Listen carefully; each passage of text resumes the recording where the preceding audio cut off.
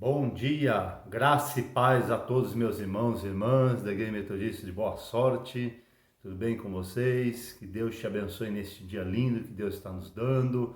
Que você tenha um fim de semana abençoado. Estamos aqui nesta manhã para trazer uma mensagem, uma palavra de fé, de esperança ao teu coração. Amém? Eu estava pensando aqui, meditando o que falar esta manhã e me veio o texto de Mateus 6,33. Onde Jesus faz a reflexão sobre as preocupações da vida, o comer, o vestir e a casa, né? Enfim, vestuário. E ele vem mostrar que ele cuida da natureza, cuida dos lírios do campo, como não cuidará de nós. E ele nos desafia a confiar totalmente nele e colocar ele como prioridade na nossa vida. Mateus 6,33 diz: buscar em primeiro lugar o reino de Deus e sua justiça, e todas as outras coisas nos serão acrescentadas. Nós entendemos que o conceito bíblico nos ensina a colocar Deus em primeiro lugar, depois a esposa, filhos, depois vem os familiares, depois vem trabalho, depois amigos. Quando nós trocamos essas prioridades, nós sofremos, porque Deus tem os seus princípios, Deus tem os seus ensinamentos, seus estatutos, que devem ser seguidos para o nosso próprio bem.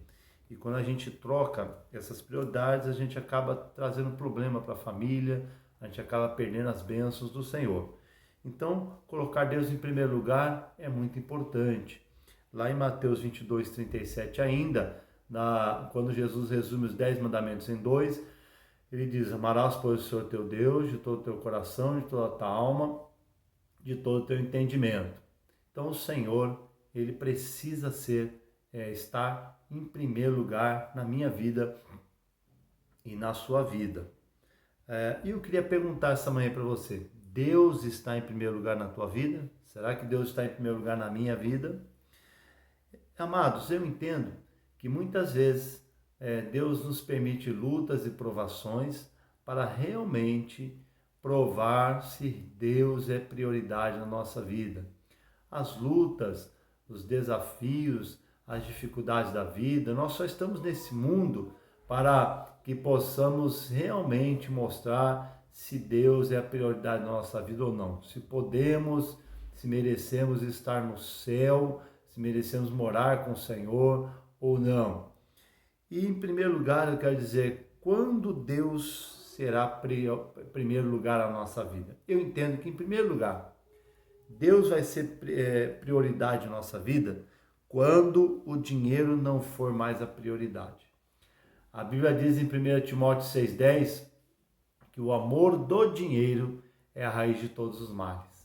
As posses, o dinheiro, ela traz uma sedução, ela leva o coração do homem, se ele não vigiar, colocar o coração nele. O dinheiro seduz, o próprio dinheiro, olha o que o texto diz: o amor do dinheiro é a raiz de todos os males. As pessoas matam para quê? Por causa do dinheiro. Enganam para quê? Por causa do dinheiro. Roubam por quê? Por causa do dinheiro. Invejam por quê? Porque o dinheiro que o outro tem que eu não tenho. Então, o amor do dinheiro, a sedução do dinheiro, é a raiz de todos os males. Então, quando o dinheiro não for prioridade na minha vida, Deus começa a estar realmente em primeiro lugar. Só falar de boca é fácil, o desafio é mostrar. E temos um exemplo de um homem na Bíblia que demonstrou isso claramente, que Deus era prioridade na vida dele. Lucas 19, de 1 a 10, conta a história daquele homem chamado Zaqueu, que viu Jesus passar, subiu num sicômoro, ficou observando Jesus e ele chamou, disse: Zaqueu, desce depressa, pois me convém estar na sua casa. E ele ficou tão alegre de saber que ele era um coletor de impostos que enganava seu próprio povo, enriqueceu às custas do povo carente, dos impostos suados do povo carente, mas ficou tão feliz de Jesus poder estar em sua casa, que enquanto sentados, ele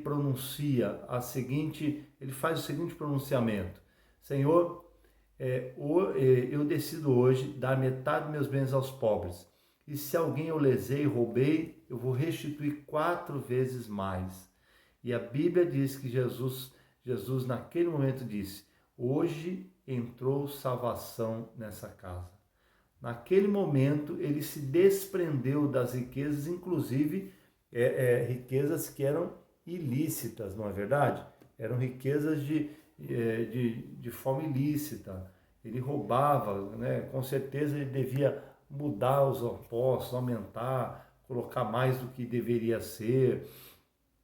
Então, naquele momento, ele se desprendeu daquela riqueza impura, daquela riqueza desonesta, e Jesus disse, hoje entrou salvação nessa casa. Então, em primeiro lugar, Jesus será prioridade quando o dinheiro não for mais prioridade na minha vida e na sua vida.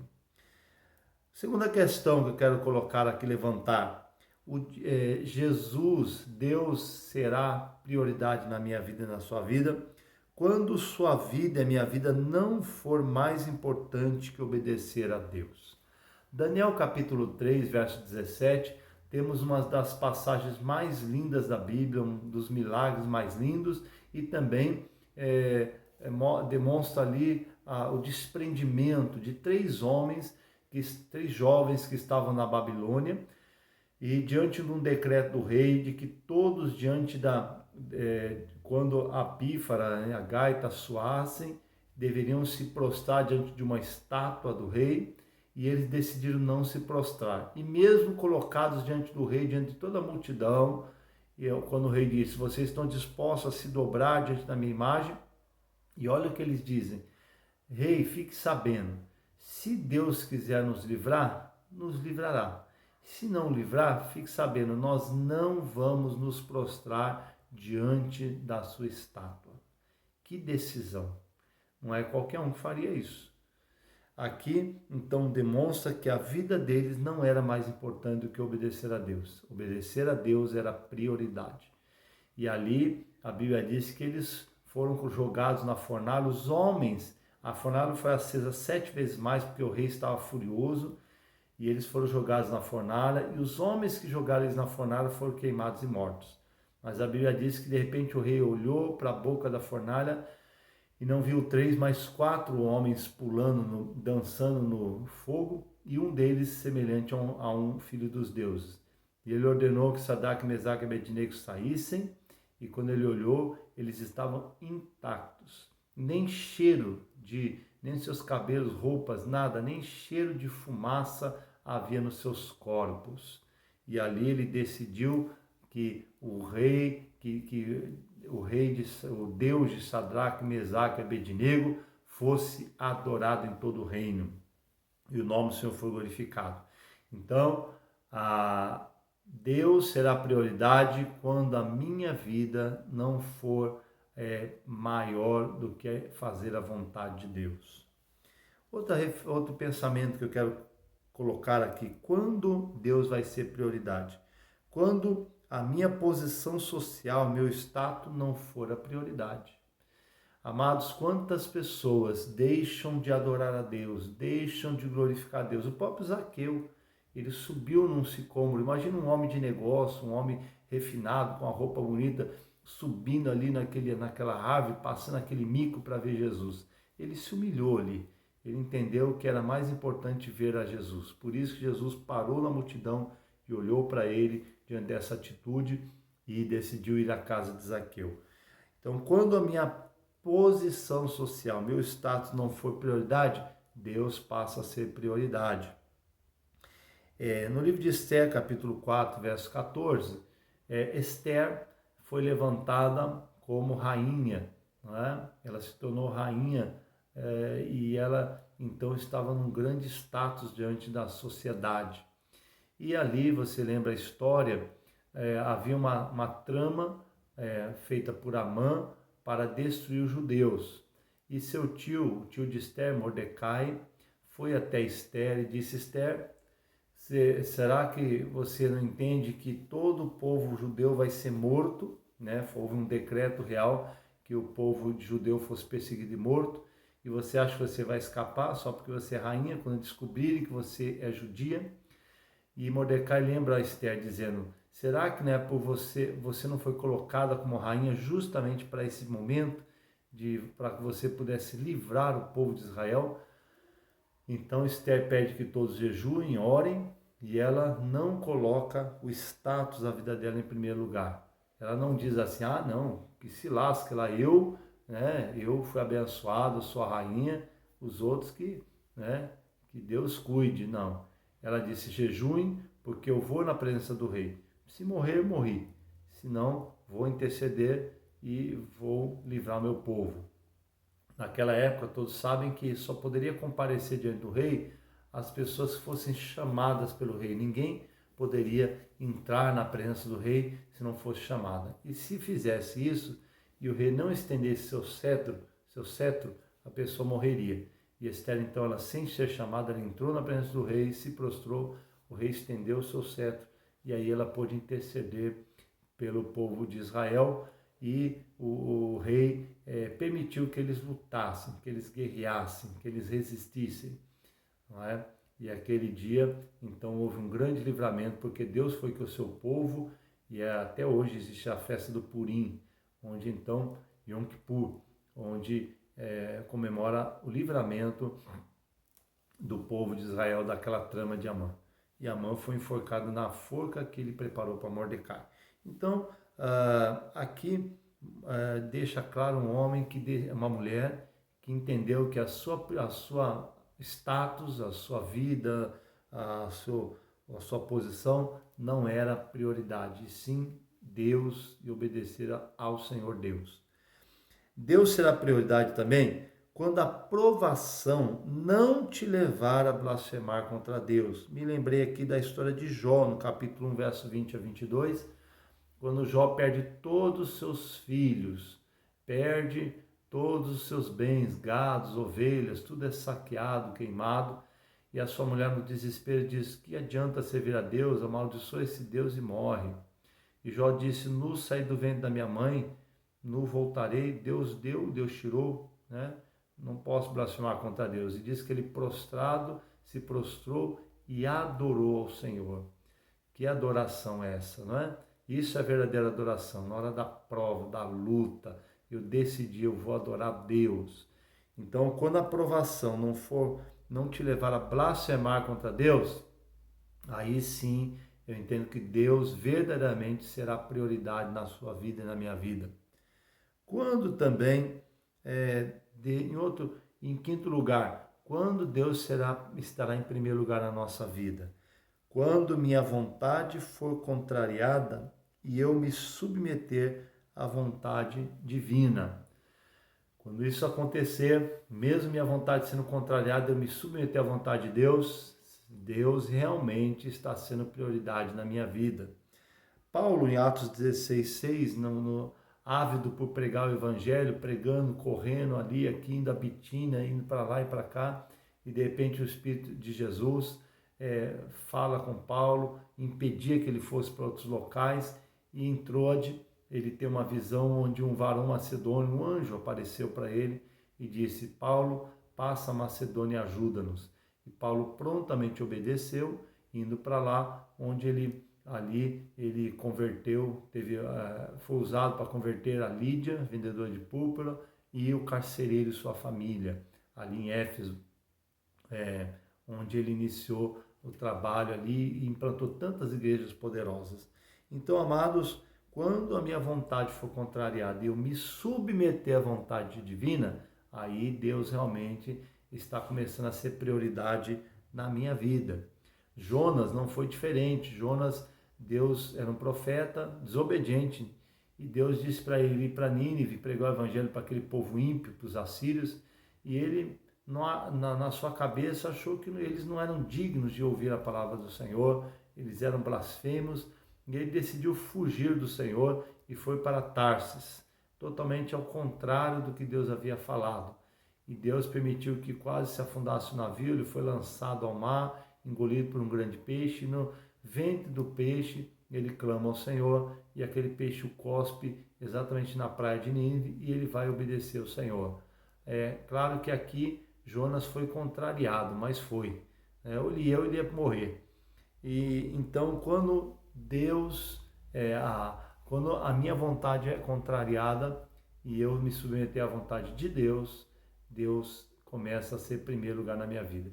Então, amados, falar da boca para fora que Deus é prioridade, que Deus está em primeiro lugar na vida, é fácil. O desafio é, como eu falei aqui, demonstrar de forma prática que Deus é a prioridade na minha vida. E Deus já demonstrou o seu amor quando ele diz, Romanos 5,8, que Deus deu o seu Filho para morrer por nós, nós ainda pecadores.